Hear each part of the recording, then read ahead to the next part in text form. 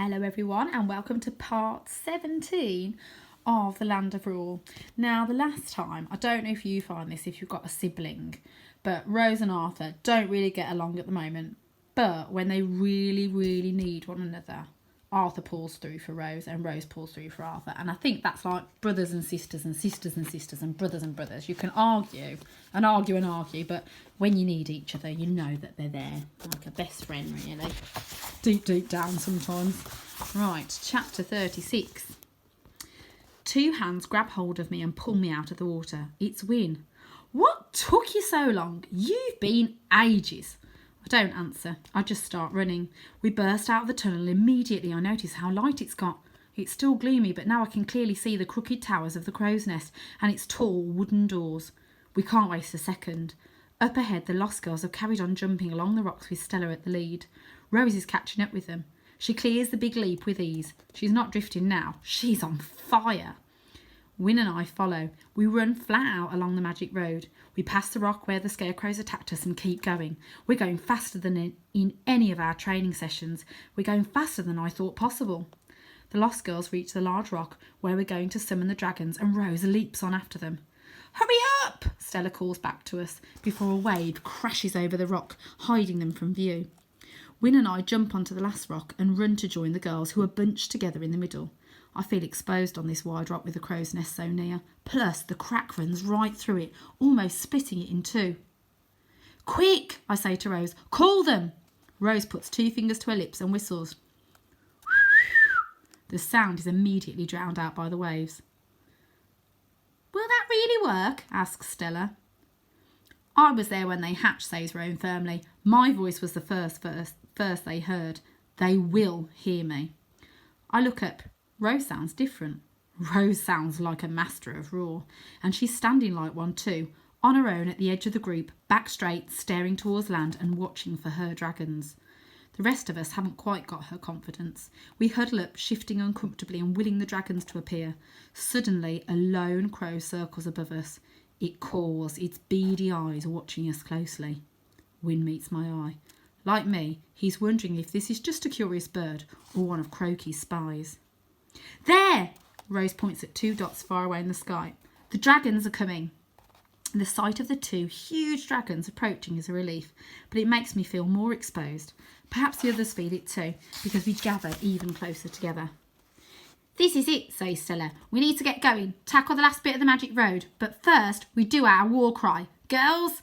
The girls know what to do.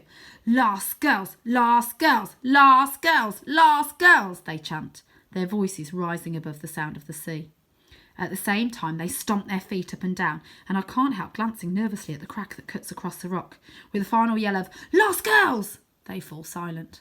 Stella turns to me and Rose. Go on, your turn, say your thing.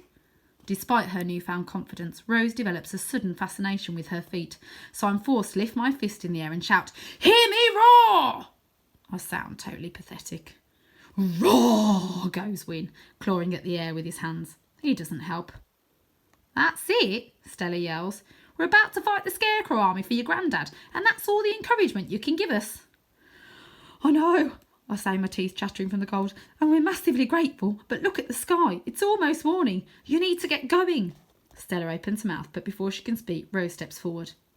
I have got something to say, but it's not the hear me roar thing. Everyone turns to look at her, and she raises her voice so she can be heard over the wind and waves. I just wanted to tell you that our granddad is a man worth saving. Go on, says Stella. We're listening. When I was a little girl, I got everyone to come and watch me fly down the stairs. Only it turned out I was just jumping with my eyes shut and flapping my arms. Grandad said that the only reason it didn't work was because I didn't have wings. She pauses and takes a deep breath. So he made me a pair out of real feathers. They were beautiful and soft, and when we went to the beach and I put them on and ran across the sand, Grandad said he saw me fly. He said I was magnificent. The Lost Girls are listening to Rose with wide eyes, their hair sticking in wet strands to their cheeks. Flying was the second best thing that's ever happened to me, says Rose, and it was Grandad who made it happen, just by believing in me. He's an amazing person and he doesn't deserve to be locked up by Croaky. Rose looks in turn at Win, Stella and the Lost Girls. I just wanted to say that. I know we can do this because I believe in you. Her eyes settle on me. I believe in all of you." For a moment there is silence. Then the rock beneath our feet starts to shake, and a groaning comes from the sea as the water starts to froth and foam. "What's going on?" says Stella. "Look!" I point at the crack in the rock. Stones and earth are bubbling up inside it as the two sides tremble and shift. Oh, and here it is, look. Oh, the sea frothing. Oh, I think that's Vlad and Pickle coming there. Oh no, what's happening up there? That doesn't look good. Up and down. We're thrown from side to side, and I'm about to turn and make a dash for the next rock when I realise that the crack isn't getting bigger, it's getting smaller. And in front of our eyes, it seals shut like a zip.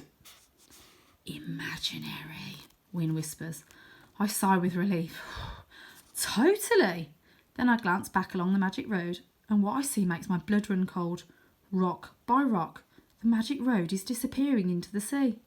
Rose sees it too. "What's happening?" "I think you mended raw," I say. "And now the crack's gone, the sea is coming back," cries Win. Rose turns to Stella. "You've got to get to the castle, quickly." Stella doesn't hesitate. She shouts an instruction, and the lost girls jump onto the next rock and run forward. "Do you think they'll make it?" says Win. "Will we make it?" I say, my eyes flicking from the approaching dragons to the vanishing rocks. A huge wave is sweeping towards us now, a tsunami, and it's swallowing up the magic road. Rose whistles again. But I don't think the dragons can go any faster. They're diving towards us, wings back, snouts down, their talons grazing the sea. They're racing the wave, overtaking it. We stand at the edge of the rock, trying to give the dragons as much room as possible to land.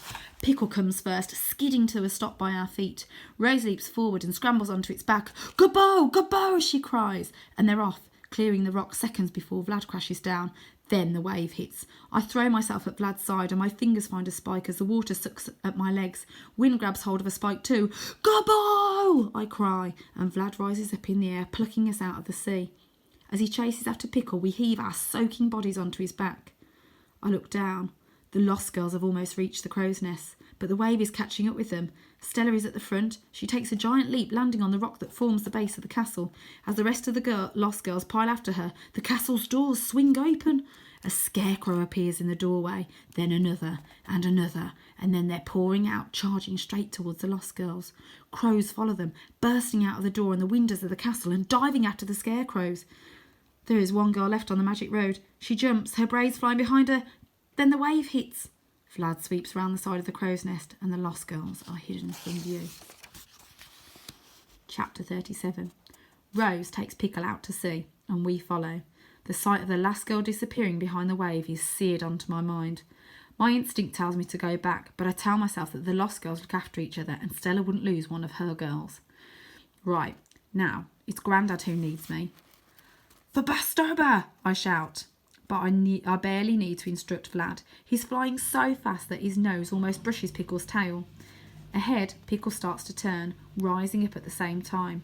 I know what Rose is doing. She wants Pickle in the perfect position, ready for the dive towards the cave. "Can you see it?" calls Win. I scan the rocky cliff below the castle, looking for the entrance to the cave. But before I've even spotted it, Rose yells, "For board!" and commands Pickle to dive straight towards the cliff. Vlad follows. At first I think we're heading towards sheer rock. Then I see a black opening. More a crack than a cave. "Dive! Dive!" cries Rose, and the dragons throw back their wings as they shoot towards the crack. Win grabs my shoulder. "Arthur, I've got a bad feeling about this." My hands tighten on the spike.